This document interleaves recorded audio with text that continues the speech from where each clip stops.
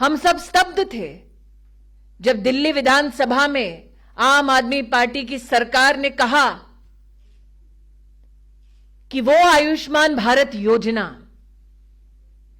जिससे दिल्ली का हर गरीब सालाना 5 लाख रुपए का संरक्षण पाएगा, उस योजना को दिल्ली की केजरीवाल सरकार लागू करेगी।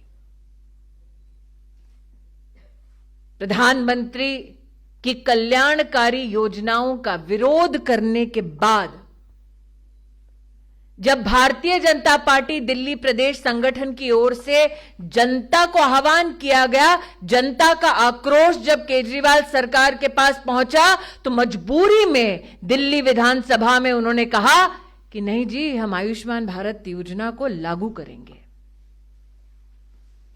क्योंकि लाभार्थी दिल्ली के 70 लाख गरीब परिजन थे। आज मैंने विदुड़ी जी से पूछा,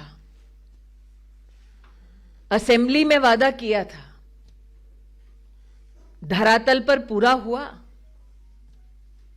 विदुड़ी जी ने मुझसे कहा, बहन जी, उनकी जबान का कौन विश्वास करेगा। इसलिए आज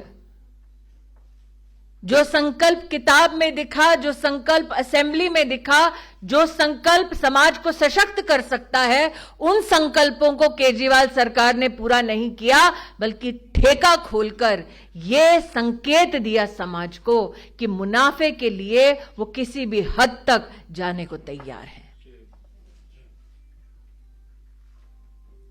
मुनाफा हुआ तो किसका हुआ? कहते हैं कि 2% कमीशन लेते थे, अब 12% कमीशन लेंगे। आज दिल्ली के हर सभ्य नागरिक से, सभ्य परिवार से पूछना चाहती हूं, हमारे संस्कार, हमारा इतिहास क्या कहता है? जो पैसा मैखाने से कमाया गया, वो क्या कभी पुण्य और विकास के कार्यों में काम आएगा? दिल्ली की तिजोरी, उसमें 2 और 12% तक ही सीमित रह गए केजरीवाल जी। लेकिन उस 12% के कमीशन को कमाने के चक्कर में कितने घर परिवार वो बर्बाद करेंगे, इसका हिसाब दिल्ली को कौन देगा? आज जनता जनार्दन के माध्यम से मैं दिल्ली की आम आदमी पार्टी की सरकार से पूछना चाहती हूं, एक उदाहरण देना चाहती हूं आपको। नजफगढ़ में गौशाला रोड पर 3 स्कूल हैं जिनके पास ठेका खोला गया है। उत्तम नगर में बस टर्मिनल के पास, जहां मेट्रो का भी काम है, वहां पर ठेका खोला गया है। महिला दिन भर नौकरी करे, शाम को घर लौटे तो चैन से, इज्जत के साथ अपनी दहलीज के अंदर जा भी नहीं सकती। उसका इंतजाम किया है केजरीवाल की सरकार ने। यहां जितने भाई उपस्थित हैं, उनसे पूछना चाहती हूं, आप सोच सकते हैं, एक बहन मेट्रो से घर लौट रही हो, ठेके के सामने से मजबूरन उसे गुजरना पड़ता है, शराबियां, वहां जितने लोग उपस्थित होते हैं, उनके सामने वो महिला सर झुकाकर इज्जत की अपनी कामना, सुरक्षा की अपनी कामना करते हुए घर को लौटती है। और यह संघर्ष उस महिला का एक दिन का नहीं है, हर दिन का है। और इस संघर्ष के जिम्मेदार स्वयं अरविंद केजरीवाल हैं। मैं वर्चुअली इस कार्यक्रम में देख रही हूं, डॉक्टर हर्षवर्धन जुड़े हैं। मेरे ध्यान में आया कि चांदनी चौक में एक मंदिर को तोड़ा तो दोबारा बनवाने का पुण्य का काम भारतीय जनता पार्टी के कार्यकर्ताओं ने और संगठन ने किया।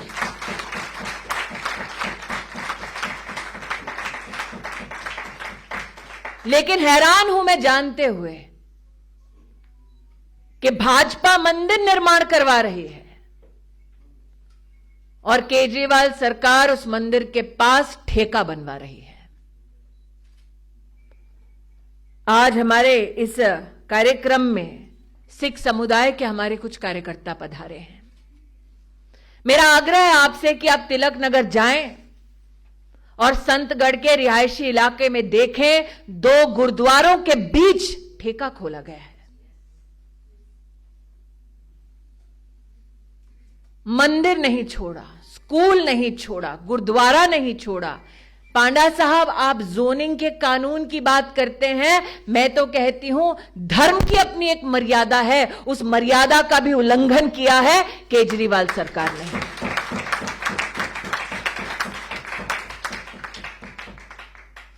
ऐसे कई स्थल हैं। शाहदरा में विकास मार्ग पर स्कूल के पास ठेका खोला गया।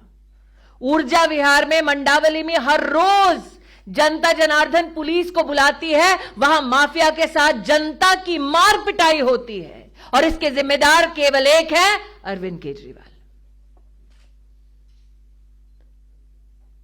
भारतीय जनता पार्टी के संगठन और कार्यकर्ताओं ने समझा, हर वार्ड में 3 ठेकों का खुलना, पिंक बार की भी घोषणा कर डाली। यहां नरेंद्र मोदी कहते हैं महिलाओं की सुरक्षा में हम शौचालय बनाएं, और केजरीवाल कहते हैं आइए शराब में आप 30% डिस्काउंट पाएं। जब आदेश जी ने उल्लेखित किया कि डेडलाइन 10 बजे से बढ़ाकर 3 बजे तक कर दी, और साथ में बतलाया कि पॉलिसी का एक हिस्सा यह भी कि वो ट्रेनिंग देंगे।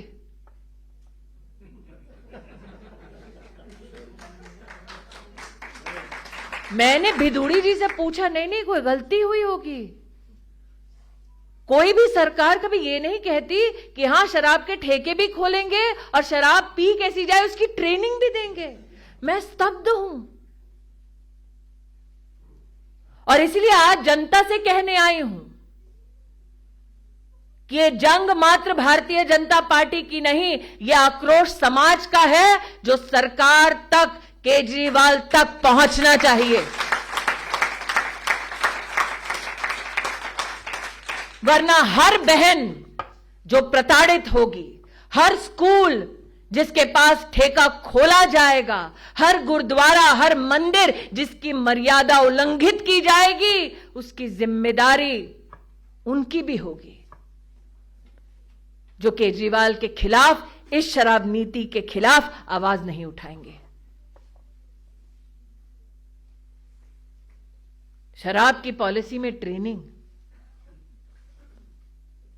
और जाकर पंजाब के चुनाव में कहते हैं हम नशा मुक्त करेंगे। मैं तो कहती हूं संदेश दिल्ली से पंजाब में भी दो कि अगर कारनामे देखने हैं आम आदमी पार्टी के तो आकर दिल्ली में देखिए। नरेंद्र मोदी की सरकार देश भर में युवा स्किल हो उसके लिए मंत्रालय बनाते हैं,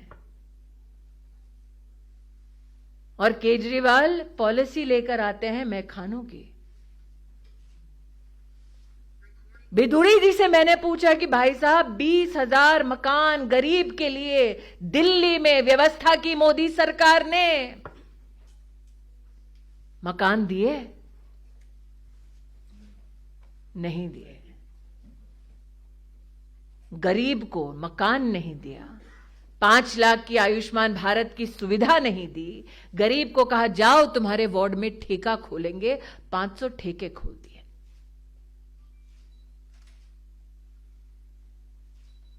लोकतंत्र स्वराज के बारे में किताब लिखने वाले के सर पर किस प्रभाव के साथ दिखाई देता है, लोकतांत्रिक इतनी है ये शराब पॉलिसी कि केजरीवाल जी ने कह दिया कि जाओ भाई जितने शराब की कंपनी वाले हैं तुम तय करो कितने में बेचनी है। लोकतांत्रिक नेता है। कह दिया कि अगर शराब जहरीली हो तो भी तुम ही टेस्ट करो, तुमको कोई परेशान नहीं करेगा। इसलिए आज सबसे पूछने आई हूं, ये 12% कमीशन भारी नहीं पड़ रहा दिल्ली पे? कितने परिवारों को निगल जाएगा, कितनों को मौत के घाट उतारेगा। ये चिंता, ये चिंतन समाज में जरूरी है। ये चिंता हम जरूर करें कि जब मैं स्कूल की बात करती हूं तब आज का आंकड़ा बतलाती हूं। भारत सरकार समग्र शिक्षा के माध्यम से दिल्ली के हर स्कूल में लैब बने, व्यवस्थाएं सुदृढ़ हो, उसके लिए 1500 करोड़ की प्रोजेक्ट अप्रूव करती है। अरे आदेश जी, ताली मत बजाइए, क्योंकि दिल्ली सरकार वो पैसा खर्चती नहीं है।